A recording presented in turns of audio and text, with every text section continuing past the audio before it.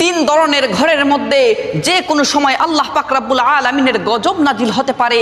এই তিন ধরনের ঘরকে আল্লাহ পাক রব্বুল আলামিন বড় অপছন্দ করে থাকেন।